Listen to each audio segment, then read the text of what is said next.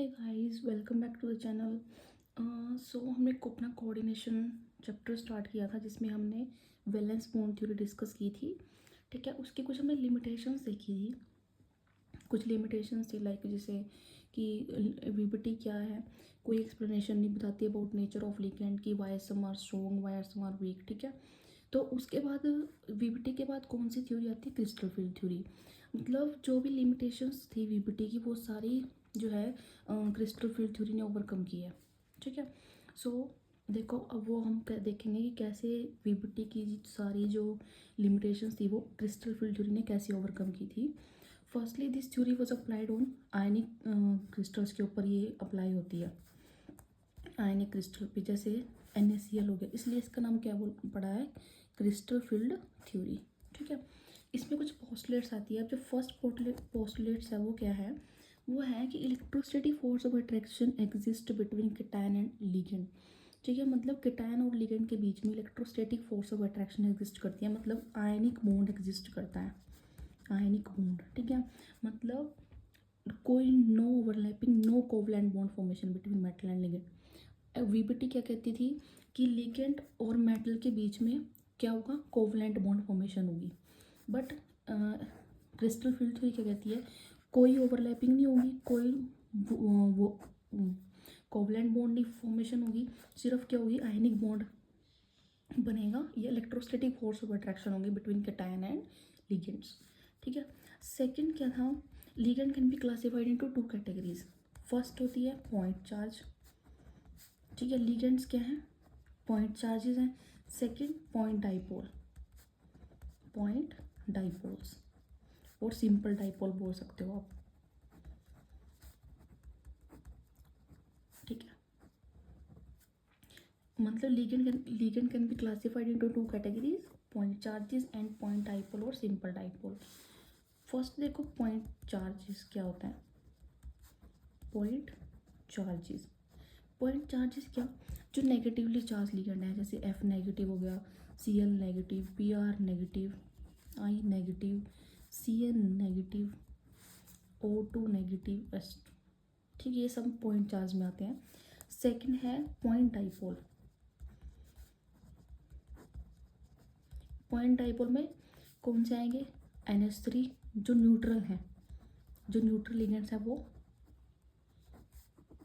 आते हैं point dipole में। ठीक है, मतलब जैसे NH3 है, इस पे क्या होगा? इलेक्ट्रोनेगेटिव चार्ज और इस पे क्या होगा? Electro positive charge. ठीक है, तो मतलब ये क्या कर रहा है? इस तरह से इलेक्ट्रॉन दे रहा है इनको। तो डाइपोल तो प्रेजेंट है, डाइपोल मूवमेंट प्रेजेंट होगी, बट वैसे क्या होंगे? न्यूट्रल लिगेंड्स में। ठीक है, वो कहते हैं पॉइंट डाइपोल्स। ठीक है, नेक्स्ट इसमें क्या आता है? हम स्प्लिटिंग देखते हैं डी ऑर्बिटल्स की in octahedral complexes. Splitting of D orbitals octahedral में।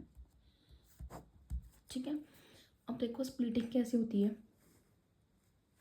फर्स्टली जब हम मतलब इनके जब हाइब्रिड वो ऑर्बिटल्स ओवरलैप करते हैं तो कौन मतलब यहाँ पे सबसे पहले तो जो ये ऑर्बिटल्स होते हैं क्या होते हैं? डीजनरेट होते हैं। डीजनरेट का मतलब है इनकी सबकी एनर्जी क्या होगी? सेम होगी। ठीक है, एनर्जी जो है of degenerate D orbitals increase होगी cause of repulsive forces present होते हैं between electron clouds of ligand and metals. ठीक है, उसके बाद क्या होता है? जब इनमें रिपल्सिव फोर्सेस आते हैं तब इनकी क्या होती है? एनर्जी इंक्रीज करती है इस तरह से। ठीक है, मतलब लिगेंड्स और मेटल के बीच में जब रिपल्सिव फोर्सेस आते हैं तब एनर्जी क्या करती है? इंक्रीज करती है, और उसके बाद ये दो लेवल्स में स्प्लिट हो जाती है इस तरह से। ठीक है, और स्प्लिट कैसे हुई? नीचे आए सबसे पहले तो ये देखो, ये कौन कौन से ऑर्बिटल हैं? DXY, DYZ, DZX। ठीक है, DX² माइनस Y², और ये होता है DZ²। ठीक है, यहाँ से क्या हुआ? रिपल्सिव फोर्सेस, रिपल्सिव फोर्सेस आए तो एनर्जी क्या करेगी? इंक्रीज करेगी, एनर्जी इंक्रीजेस। उसके बाद नेक्स्ट अब जो d x square minus y square और डी जेड स्केयर थे वो ऊपर चले गए, और डी जेड स्केयर की एनर्जी ज़्यादा होती है as compare to D x Y, D Y z और डी जेड एक्स। ठीक है, मतलब सबसे पहले तो डीजनरेट ऑर्बिटल्स, उसमें जब रिपल्सिव एनर्जी आई, रिपल्सिव फोर्स आया बिटवीन किसके बीच में, इलेक्ट्रॉन क्लाउड्स ऑफ लिगेंड और मेटल्स के बीच में, तो एनर्जी क्या करेगी, इंक्रीज करेगी। वहाँ से ये इस तरह से स्प्लिट हो जाती है। ठीक है, जिनकी एनर्जी ज़्यादा थी, डी एक्स के minus Y square z square की एनर्जी ज़्यादा थी तो ये ऊपर आएंगे, और इनकी एनर्जी कम थी तो ये नीचे आएंगे। अब ये एनर्जी के बीच में ऐसे डिफरेंस क्यों, इनकी ज़्यादा क्यों इनकी कम क्यों, ये अभी हम डिस्कस करेंगे आगे। पहले हम इसको कंप्लीट कर लेते हैं। यहाँ पे बीच में क्या होता है, ये होता है ईजी ऑर्बिटल्स, इसका नाम है ईजी, और ये होते हैं 2Tg ऑर्बिटल्स, T2g ऑर्बिटल्स। ठीक है, ये जो डिफरेंस है इसको लेते हैं -0.4 डेल क्यू, और ये होता है 0.6 डेल नोट। ठीक है, और ये टोटल आता है आपका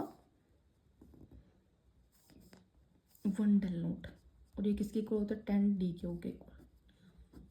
ठीक है, अब देखो ये एनर्जी डिफरेंस क्यों है between T2g and EG orbitals के बीच में, ये पहले हम ये समझते हैं कैसे आया। एनर्जी डिफरेंस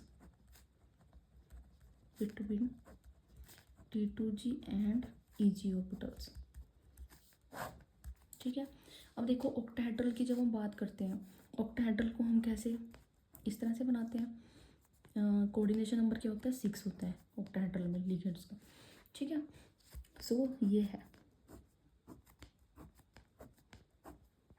अब देखो जो डी जेड स्क्वायर है, ये जो d x square minus Y square है, वो उसको इस तरह से ड्रॉ करा जाता है यहाँ पे।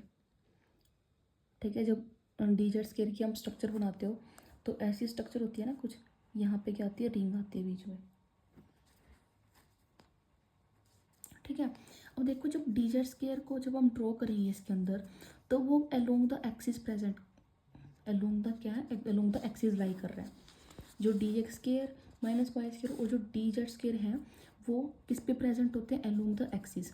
ठीक है, जब ये अलोंग द एक्सिस प्रेजेंट होंगे तो ये ज़्यादा रिपल्सिव फोर्स फेस करेंगे। ठीक है, they face more repulsive forces ना, सो जो एनर्जी होती है d x square minus Y square और डी जेड स्क्वायर की वो क्या होती है, इंक्रीज कर जाती है। यहाँ पे तो डी जेड स्क्वायर तो ऐसे लाई करता है और d x square minus Y square ऐसे लाई करता है, ये d x square minus Y square की होती है। ठीक है, और वो इस तरह से लाई करता है। सो जो यहाँ पे लिख सकते हो आप, जो d x square minus Y square and D Z square हैं वो क्या होते हैं, present along the axis, so they face more repulsion. ठीक है, इसकी वजह से ज़्यादा रिपल्सन फेस करते हैं। So energy of d x square minus Y square and z square की क्या होती है, increases as compare to D x Y D Y z d Z x. ठीक है, अब ये तो अलोंग द एक्सिस प्रेजेंट होते हैं, but in case of d x Y D Y z d Z x जो है वो ऐसा नहीं होता। ये कहाँ पे अप्लाई करते हैं,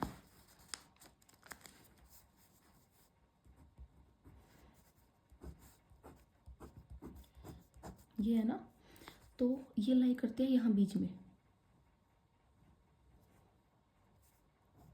इस तरह से बीच में लाई करते हैं। तो जब ये इन बिटवीन द एक्सिस, मतलब बिटवीन द टू एक्सिस के बीच में लाई करते हैं, in between two axis they so they do not approach along the axis, ये अलोंग द एक्सिस तो अप्रोच नहीं कर पाते, so they do not face more repulsion, तो ये इस वजह से ज़्यादा रिपल्शन फोर्स नहीं करते। That's why their energy is less as compare to D x square minus Y square and D Z square.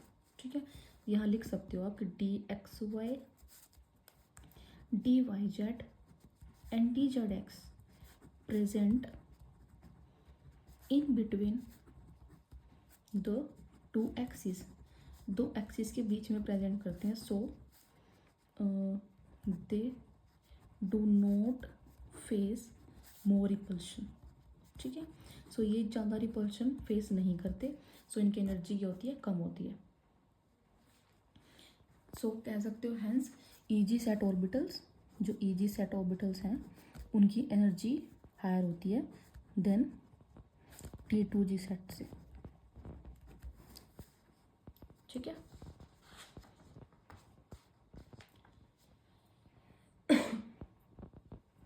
अब नेक्स्ट चीज आती है crystal field stabilization energy. Stabilization energy,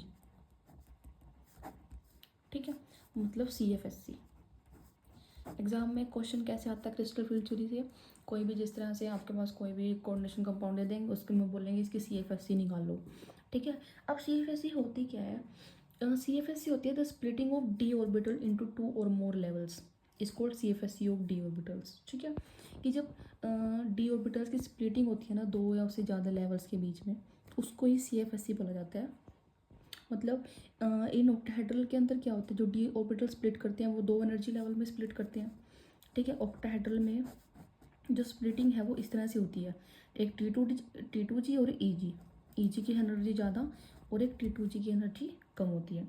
so difference in energy is due to the fact that T2G orbital lies in between the axis and faces less repulsion from the incoming ligand, whereas EG lies along the axis, faces less repulsion from the incoming ligand. So जो energy gap है between T2G and EG orbitals का वो कितना होता है 1 del naught, yes लिख सकते हो, और 10D के इक्वल। ठीक है, इसको बोला जाता है, is called as crystal field stabilization energy. ये जो एनर्जी गैप है इसी एनर्जी गैप को क्या बोला जाता है CFSC। ठीक है, the energy gap of crystal field stabilization energy can be represented in the unit of energy. ठीक है, मतलब जो इसके यूनिट्स क्या आएंगे एंड जो एनर्जी के यूनिट्स आते हैं लाइक जूल, किलो जूल या कैलोरीज में। ठीक है, यही इसके यूनिट्स होते हैं। अब देखो टेक्स्ट इसमें क्या है, कौन कौन से फैक्टर जो है CFSC को क्या करते हैं, अफेक्ट करते हैं। Factor affecting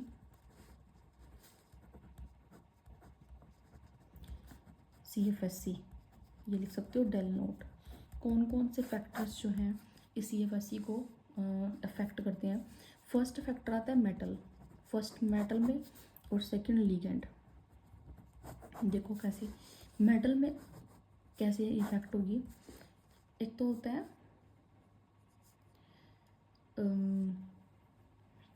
charge. ठीक है, मतलब अगर मेटल के ऊपर चार्ज कम है या फिर मेटल के ऊपर क्या होगा चार्ज हाई होगा। अगर मेटल के ऊपर चार्ज कम है सो डेल नोट आएगी लेस। ठीक है, अगर मेटल के ऊपर चार्ज ज़्यादा है सो डेल नोट यहाँ पे आएगी हाई। ठीक है, मतलब जैसे एग्जांपल देखो इसका, जैसे इस तरह से हम एक कोऑर्डिनेशन कंपाउंड लेते हैं, इसके ऊपर चार्ज है 2+। ठीक है, और सेम एज एक और कोऑर्डिनेशन कंपाउंड है, इसके ऊपर चार्ज है 3+। ठीक है, सो इसकी CFSC ज़्यादा होगी जिस पे चार्ज ज़्यादा होगा। ठीक है, और इसकी CFSC कम होगी इसके कंपैरिजन में।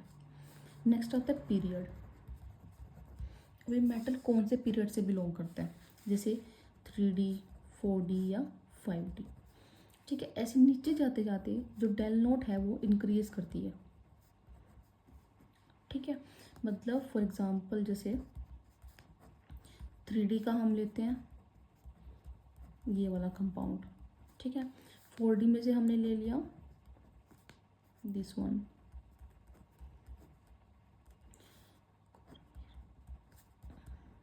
ये है 5D। ठीक है, तो CFSC नीचे जाते जाते क्या हो रही है डेल नोट इंक्रीज कर रही है। ठीक है, तो सेकंड फैक्टर मेटल में क्या था पीरियड्स। नेक्स्ट आता है लीगेंड।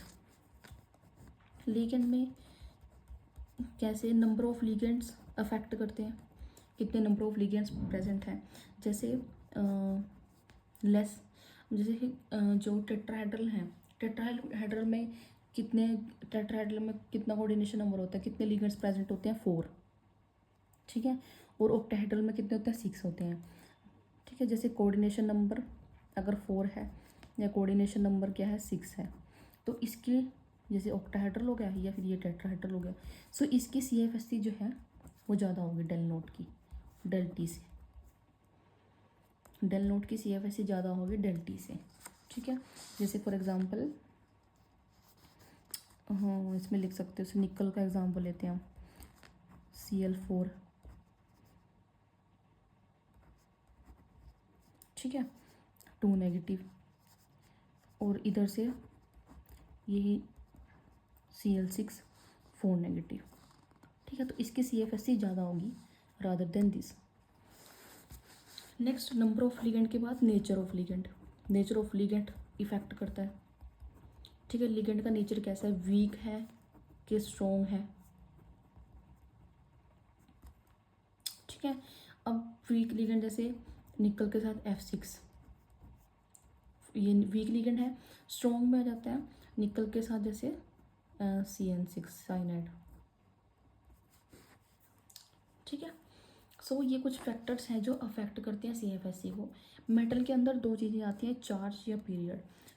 मतलब कंपाउंड जो कोऑर्डिनेशन कंपाउंड है उस पर चार्ज, या बोल सकते हो मेटल जो लिया उस पर चार्ज कितना है, ठीक है। अगर कम है तो डेल नोट कम होगी, अगर चार्ज ज़्यादा है सो डेल नोट हाई होगी, फॉर एग्जांपल दिस। नेक्स्ट आता है पीरियड, कौन से पीरियड से मेटल बिलोंग करती है, 3D 4D 5D, नीचे 5D तक जाते जाते जो डेल नोट है वो इंक्रीज कर जाती है, ठीक है। लिगेंड्स में आता है number of ligands, coordination number 4 है या 6 है, 4 से टेट्राहेड्रल, 6 या ऑक्टाहेड्रल, ठीक है। सो ऑक्टाहेड्रल की डेल नोट टेट्रा से ज़्यादा होती है। Next nature of ligand, weak है या स्ट्रॉन्ग है, लिगेंड कैसा प्रेजेंट है, ठीक है। वीक में CFSC कम और स्ट्रॉन्ग में CFSC ज़्यादा, ठीक है। नेक्स्ट देखो, नेक्स्ट इसमें एक और चीज़ आती है, जैसे इस तरह से लिख सकते हैं, if del naught less than, मतलब अगर पेयरिंग एनर्जी, पी क्या होती है पेयरिंग एनर्जी, अगर डेल नोट कम है पेयरिंग एनर्जी से। यस, सेकंड केस आता है कि डेल नोट जो है वो ज़्यादा है पेयरिंग एनर्जी से, ठीक है। फॉर एग्जांपल 3D 4 का एग्जांपल लेते हैं।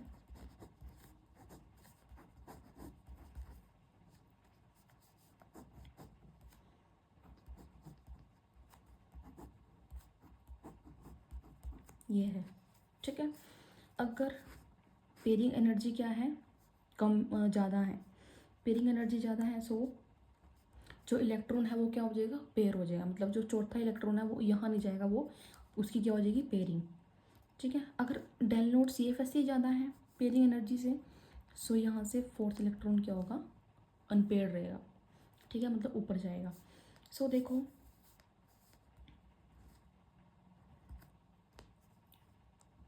इसमें क्या होता है, इसमें ये जो गैप है, जो CFSC है, जो डेल नोट है वो क्या होती है कम, लो, ठीक है।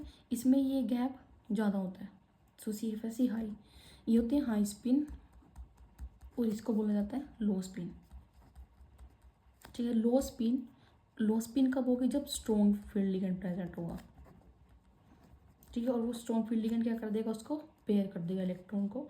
वेरस हाई स्पिन कब होगी, जब वीक लिगेंड प्रेजेंट होगा, वीक फील्ड लिगेंड प्रेजेंट होगा, वो क्या कर देगा, पेयरिंग नहीं होने देगा, ठीक है। मतलब वो पेयरिंग नहीं कर पाएगा, वो अनपेयर्ड ही रखेगा इलेक्ट्रॉन्स को, ठीक है। नेक्स्ट देखो, अब क्रिस्टल फील्ड स्टेबलाइजेशन एनर्जी निकालते कैसे हैं, CFSC निकालते कैसे हैं, हम D4 लेते हैं पहले,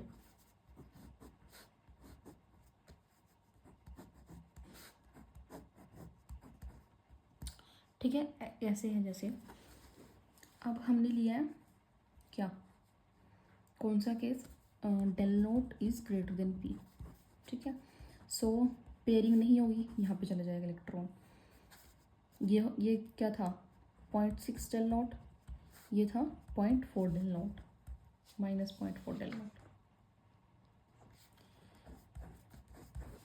अब देखो CFSC कैसे निकाल लेंगे, 0.4 del naught into P plus 0.6 ये डेल नोट लिख सकते हो इंटू क्यू, डेल नोट तो बाहर आ जाएगा।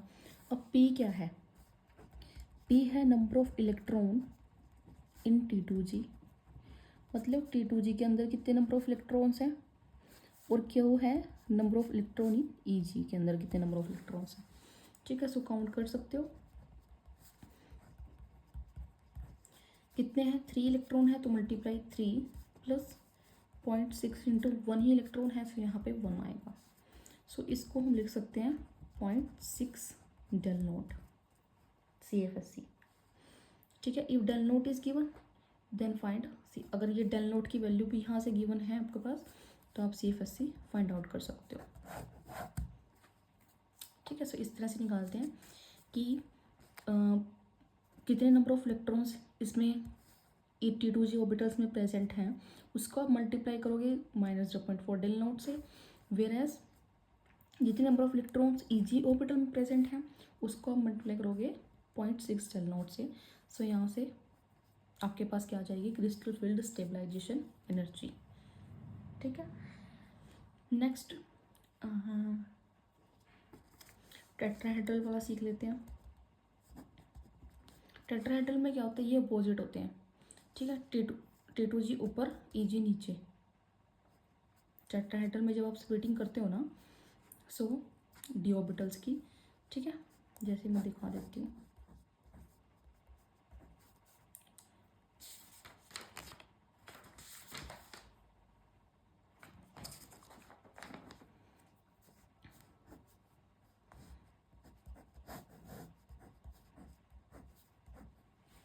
ठीक है, सो जो T2G ऑर्बिटल्स हैं उनकी T2 ऑर्बिटल्स हैं उनकी एनर्जी ज़्यादा होती है और E की एनर्जी क्या होती है, कम होती है। ठीक है, E खाली, G नहीं लगेगा इसमें, G नहीं आता इसमें। G क्यों नहीं आता इसमें, जो जो ये लेटर G है ना, लेटर जो G है वो क्या स्टैंड करता है, G रेट। ठीक है, G रेट, G रेट क्या, सिमिट्री। ठीक है, मतलब G रेट हम कब लगाते हैं, जब किसी चीज़ के अंदर क्या हो, सेंटर ऑफ इन्वर्सन हो, I प्रेजेंट हो। I क्या, सेंटर ऑफ इन्वर्सन। ठीक है, सो ऑक्टाहेड्रल के अंदर क्या होता है, सेंटर ऑफ इन्वर्सन प्रेजेंट होता है। कैसे, जैसे ये था ऑक्टाहेड्रल में, और देखो यहाँ से अगर इधर चले और वापस चल सकते हैं तो ये सेंटर ऑफ इन्वर्सन होता है ना। ठीक है, ऐसे इधर ये सेंटर ऑफ इन्वर्सन होता है। ठीक है, बट ये सिमेट्री जो है टेट्राहेड्रल में नहीं होती, क्योंकि टेट्राहेड्रल में इस तरह से होता है कंपाउंड,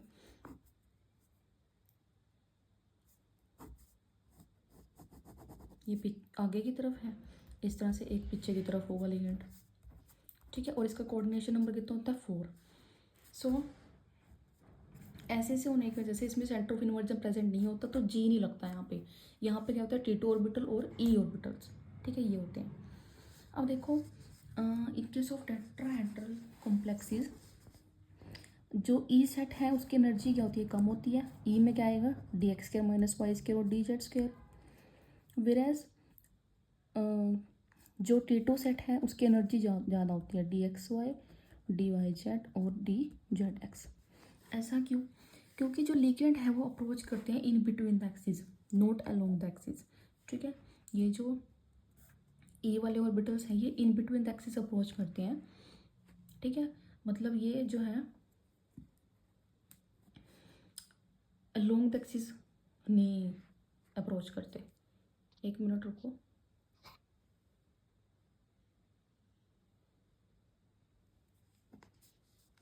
ठीक है, मतलब ये जो ऑर्बिटल्स हैं ये in between the axis approach करते हैं, अलोंग द एक्सिस अप्रोच नहीं करते, सो लेस रिपल्शन फेस करते हैं, सो इनकी एनर्जी क्या होती है, कम होती है।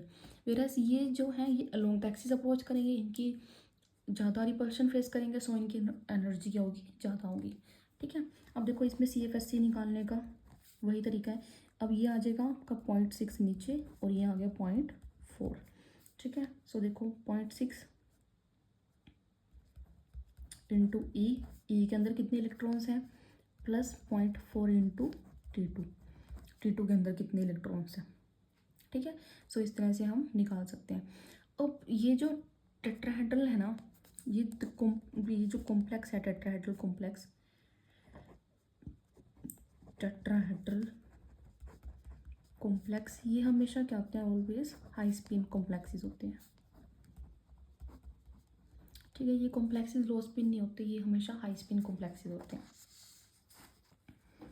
ठीक है, इतना क्लियर है। नेक्स्ट इसमें आती है आपके पास स्पेक्ट्रोकेमिकल सीरीज। ठीक है, अब ये भी तो आइडिया लगाना है ना कि कौन से स्ट्रॉन्ग फील्ड लिगेंड है, कौन से वीक फील्ड लिगेंड है। ठीक है, ताकि अगर स्ट्रॉन्ग फील्ड लिगेंड प्रेजेंट होंगे तो तभी पेयरिंग होगी, अदरवाइज नहीं होगी। ठीक है, सो उसके लिए हमारे पास आती है स्पेक्ट्रोकेमिकल सीरीज। मतलब उसमें क्या होता है, स्पेक्ट्रोकेमिकल सीरीज क्या होती है, लिगेंड्स को अरेंज करना है अकॉर्डिंग टू दियर CFSC के अकॉर्डिंग। ठीक है, अब देखो इसको मैं आपको लर्न करने के तरीके से ही लिखूंगी स्पेक्ट्रोकेमिकल सीरीज को। फर्स्ट इसमें आता है हेलोजन। अब आपको पता है हेलोजन क्या होते हैं, वीक फील्ड लिगेंड होते हैं, वो तो सबसे नीचे रहे। ठीक है, सो देखो I negative, Br negative, SO negative,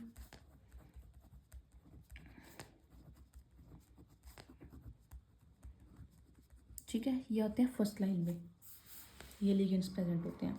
next second line आती है ऑक्सीजन वाली,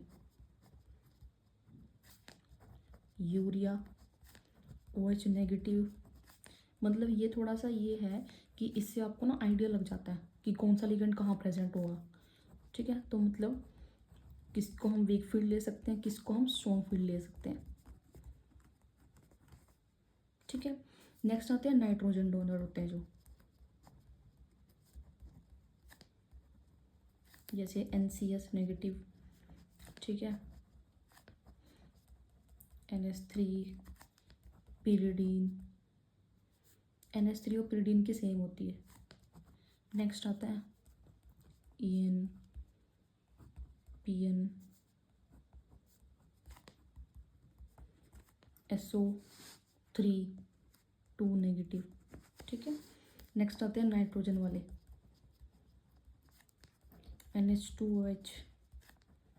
ठीक है, bipyridine, phenanthrene, NO2 negative. Next alkyl, alkyl की ज़्यादा होती है ना, CFSC CH3। ठीक है, फिर आता है अराइल, C6H5 नेगेटिव। फिर आता है PR3, Ca नेगेटिव, CO, और क्या आता है NO पॉजिटिव। ठीक है, सो ये है आपके पास CFSC। जो लास्ट में, लास्ट वाले जो ये हैं लिगेंड्स हैं, इनके CFSC मतलब ये स्ट्रॉन्ग फील्ड लिगेंड्स होते हैं, ये स्ट्रॉन्ग फील्ड हैं, और ये कौन से हैं, वीक फील्ड लिगेंड। हेलोजेंस तो सबसे लास्ट में आते हैं। फिर ऑक्सीजन वाले urea OH negative, C2H5, carboxylate O2 negative, water. ठीक है, उसके बाद नाइट्रोजन वाले क्या होते हैं, ये स्ट्रॉन्ग फील्ड लिगेंड में आते हैं। ठीक है, सो ये थी स्पेक्ट्रोकेमिकल सीरीज।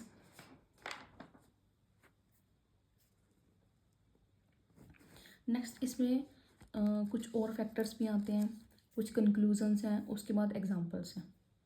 ठीक है, तो देख लेते हैं हम।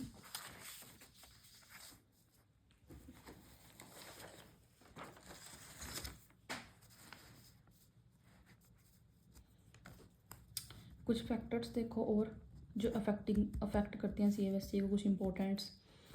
Higher the charge on the metal higher will be the value of DL0, ये तो हमने देख लिया। ठीक है, जैसे और 3D 4D सीरीज। ठीक है, नंबर ऑफ इलेक्ट्रॉन्स भी इसमें आते हैं। मतलब अगर नंबर ऑफ इलेक्ट्रॉन्स किस तरह से कि डेल नोट जो है वो क्या होता है, इन्वर्सली प्रोपोर्शनल होता है नंबर ऑफ इलेक्ट्रॉन्स के। ठीक है, ये इंपॉर्टेंट पॉइंट है CFSC का। अब आते हैं कुछ कंक्लूजन्स। ठीक है, ये इंपॉर्टेंट है, इनके बेसिस पे क्वेश्चन बनते हैं। Conclusion on the basis of factor affecting CFSC।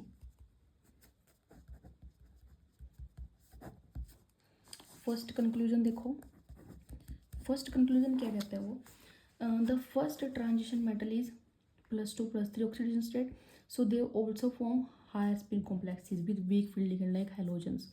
ठीक है, कहते हैं फर्स्ट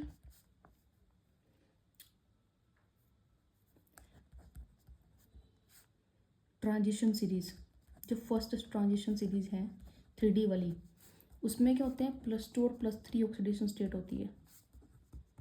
ठीक है, सो ये क्या होते हैं हाई स्पिन कॉम्प्लेक्सेस। किसके साथ हाई स्पिन कॉम्प्लेक्सेस बनाते हैं, विद वीक फील्ड लिगेंड के साथ। वीक फील्ड लिगेंड कौन से, जैसे हैलोजन हो गया। ठीक है, सेकंड देखो, जो फर्स्ट ट्रांजिशन सीरीज है उसमें एलिमेंट +2 ऑक्सीडेशन स्टेट में होते हैं, फॉर्म हाई स्पिन कॉम्प्लेक्सेस।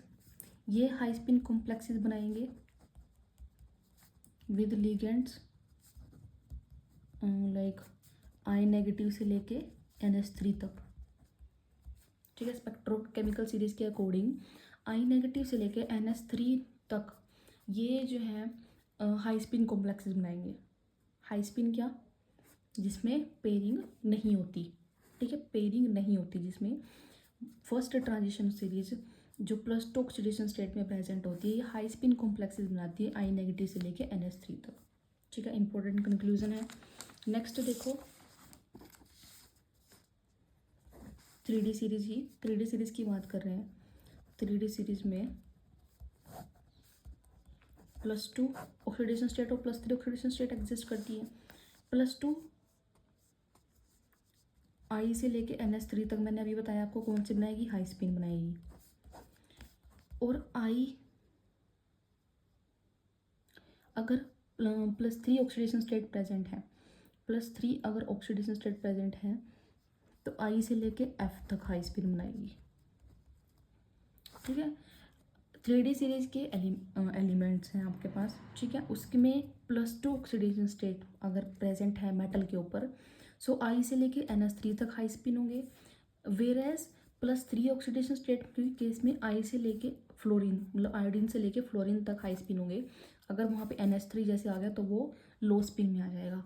अगर +3 आपके पास क्या है ऑक्सीडेशन स्टेट है, जैसे कोबाल्ट +3 है। ठीक है, तो इसको आप लो स्पिन नहीं लोगे, NH3 के साथ इसको लो स्पिन नहीं लोगे, इसको हाई स्पिन नहीं लोगे, सो लो स्पिन नहीं लेंगे, हाई स्पिन लेंगे। मैं कंफ्यूज होगी। ठीक है, अगर कोबाल्ट +3 में है, ठीक है, अगर कोबाल्ट की ऑक्सीडेशन स्टेट क्या है +3 है, ठीक है, और साथ में आपने लिया क्या हुआ है अमोनिया, तो वो लो स्पिन आएगा। यस, लो स्पिन में लेंगे। ठीक है, आयोडीन से लेके फ्लोरीन तक आपके पास हाई स्पिन जाएगा बस। ठीक है, ये याद रखना। और 4D और 5D अगर है तो वो तो लो स्पिन ही होता है, उसमें तो कोई डाउट ही नहीं है, क्योंकि नीचे आते आते हमने अभी देखा था 3D 4D और 5D में नीचे आते आते डेल नोट क्या होती है, इंक्रीज करती है। सो 4D और 5D के केस में तो ये लो स्पिन ही बनेगा। मतलब metal used that present low oxidation state अगर जिसकी हो, ठीक है, जैसे +2 है, वही सिर्फ हाई स्पिन बनाएंगे। ठीक है, जिनमें लो ऑक्सीडेशन स्टेट होगी जैसे +2 सिर्फ वही हाई स्पिन बनाएंगे। अगर ऑक्सीडेशन स्टेट हाई चलेगी जैसे +3 तो वो लो स्पिन में चले जाते हैं। ठीक है, कोबाल्ट जैसे after cobalt in +3 form low spin complex is usually except from halide और सल्फाइड थायोसाइनाइड को छोड़ के, बाकी सबके साथ जो कोबाल्ट है, जैसे अगर वो +3 में चला गया तो वो क्या बनाएगा, लो स्पिन कॉम्प्लेक्सेस बनाएंगे। ठीक है, 4 देखो, ट्रांजिशन सीरीज +4, ये क्या करते हैं, ये लो स्पिन कॉम्प्लेक्सेस भी बनाते हैं। सिर्फ लो स्पिन ही इनमें होगा, इनमें हाई स्पिन नहीं आएंगे। ठीक है, चाहे लिगेंड क्या हो, वीक फील्ड हो चाहे स्ट्रॉन्ग फील्ड हो। हाईली स्ट्रॉन्ग फील्ड लिगेंड है CN negative, NO3 negative, C हो, ये सब क्या बनाते हैं, लो स्पिन कॉम्प्लेक्सेस बनाते हैं।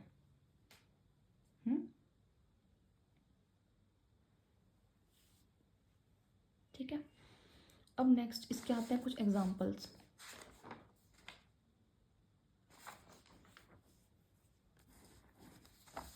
जैसे फर्स्ट एग्जांपल है COF6 3 नेगेटिव।